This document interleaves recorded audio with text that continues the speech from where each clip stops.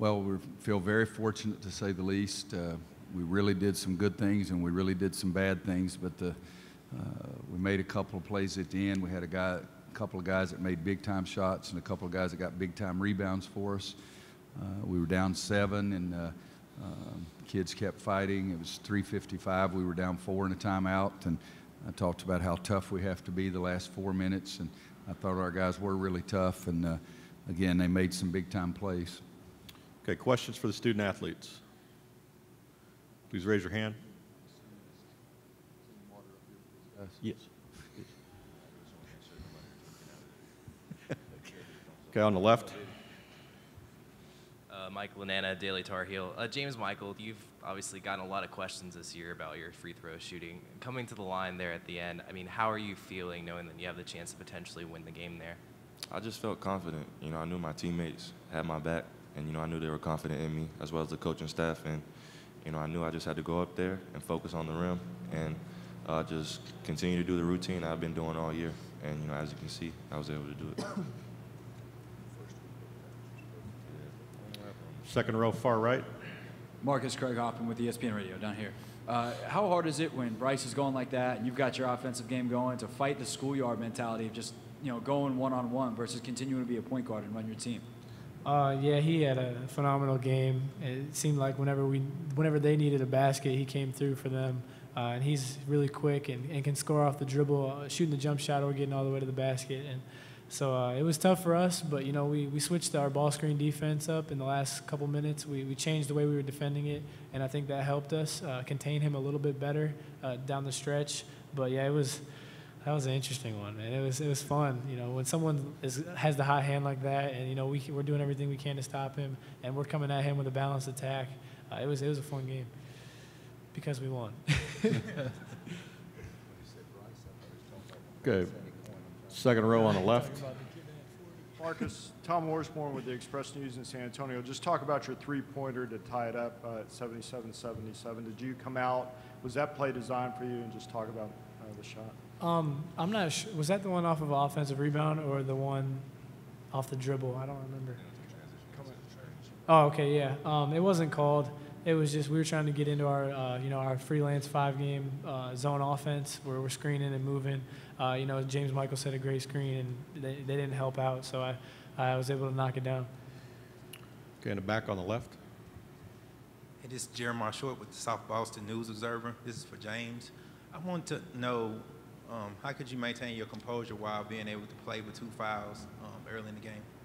I think the biggest thing was just, realizing that I have been in that situation, more than I have wanted to this year, but also, coach putting me in there and, just trusting me. And I feel like I was still able to go out there and still play aggressive and play my game, but also just really help the team, without fouling, though. I think that was the biggest thing.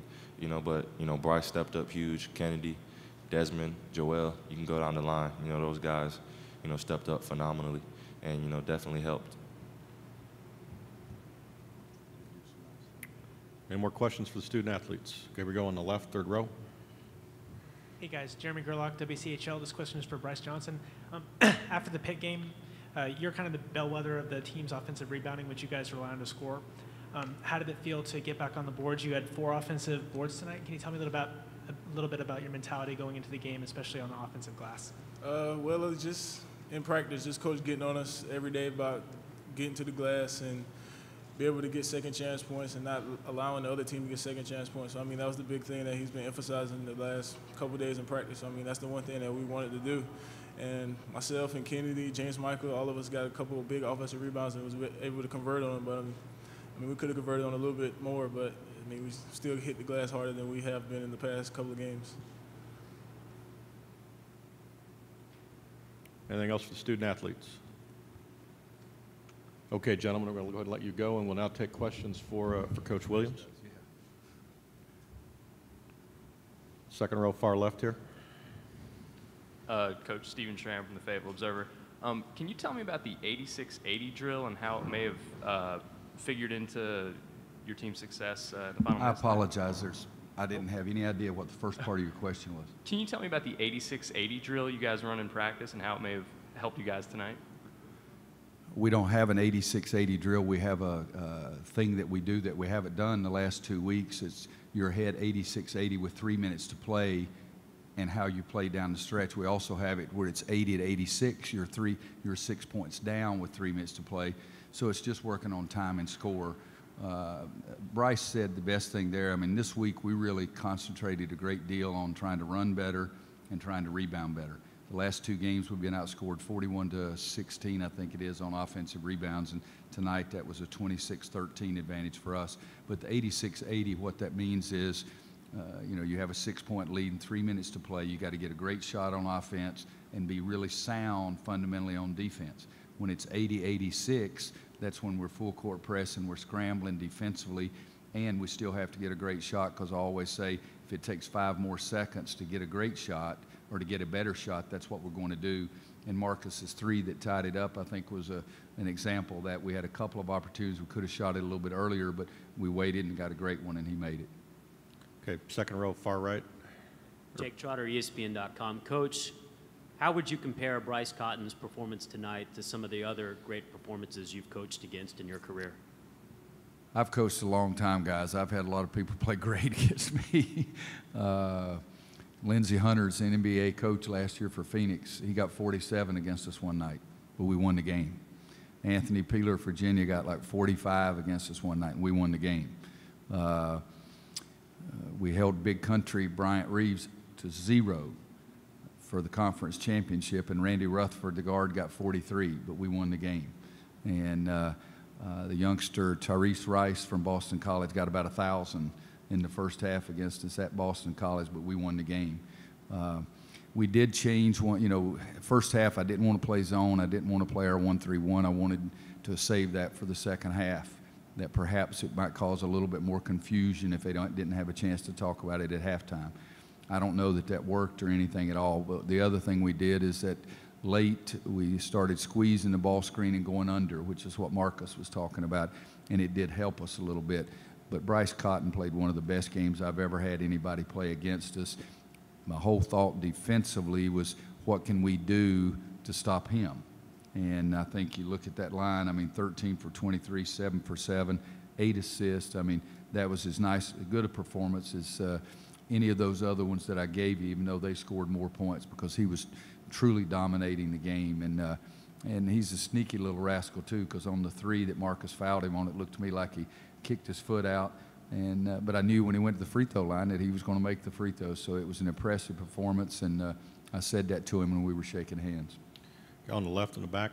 Hi, this is Jeremiah Short with the South Boston News Observer. I want you to talk a little bit about how your team plays as a unit. You have a point guard, Page, who's a good floor general. You have McDonald, who's a good shooter. You have Tokado, who's a great all-around player. Then you have 2 bigs who are great energy guys, in Johnson and McAdoo. Talk a little bit about how this team plays as a unit. Obviously, this isn't probably your most heritage squad, but they play well together. Talk a little bit about that. You know, it's been a fun team to coach. We had a lot of adversity on the court, off the court, and this kind of stuff early. We got off to a start of 1-4 in our league, and the kids never started pointing fingers. We do have a plan. I've been called frighteningly organized one time in my life. I don't know what that really means, but we have a plan, and the kids have accepted it. Every single day they've tried to get better. That's our mantra as we try to talk about is let's get better today. When it was 1-4, I told them we were going to be okay. You know, we just got to play better. And I think that the kids gave much better sense of urgency in their play. And Marcus and James Michael are great leaders, too. I mean, they're leaders by how well they play. They're leaders by how intelligent they are. They're leaders how unselfish they are. But when they say something, the other kids listen to them as well. And I think that the leadership that we get from that makes my job a heck of a lot easier. But they've trusted our coaches. You heard James Michael use that word right there. He said, he trusted me. I walked down to him before I put him back in with 2 fouls, and I said, I'm going to put you back in. I said, but I want you to be a basketball player and play with your brain. And I said, I know you can do it. And I do trust him. And I did that, but they trust us too, and it's that special bond you have as coach to a player. Back row under the camera. Coach Dan Spears from the Wilmington Star. What is it about this group that you said they can play so well and so terrible, and they turn around so quickly from each other? Why does this group throw away the bad plays so quickly? I talk to them all the time about next play. I mean, I may scream at JP for a silly turnover, and I say, it's behind us now, next play. And we do trust each other again. We believe in each other. And I'm just dumb enough, I don't think the game's ever over with. We were down against Pittsburgh by about 1,000 the other night, and I still thought we were going to come back and win the game. And I do try to instill that in our team, and they trust us. But it's an unusual group. We have one senior, all right? Leslie is the only senior, but Marcus and James Michael are the only two on our club that's ever played significant minutes in an NCAA tournament game. And so it is a really young club, but they follow James Michael's lead and Marcus's lead, and those are two great kids. Okay, standing I feel on the very right. fortunate. Sorry. Standing on the right, and this will be the last question. Ryan Willett, 104.9 The Horn. Coach, can you talk about the mood in the huddle and what you said to James Michael when he was going to the line there in the last few seconds? I told him it was easy. I told him, I said, one time I was in a golf tournament, guy said, if you make this putt, we win $55,000. And I backed off and started laughing. I said, why in the dickens did you tell me that? I said, it's a 6-foot putt, downhill, right to left. It's not the easiest putt in the world. I said, but I'm going to make the sucker. I said, so if I can make a putt for $55,000, and I said, it's for my charity. It's not for me. I didn't win $55,000 for me. I didn't lose $55,000 by missing. I said, 2 free throws, my gosh, that's easy compared to making a putt for $55,000. So I was basically just trying to get him to stop thinking about it so much. Thanks, Coach. I did make the putt. We won $55,000. You think I'd tell the story if I missed the sucker? Come on. Thanks, Coach.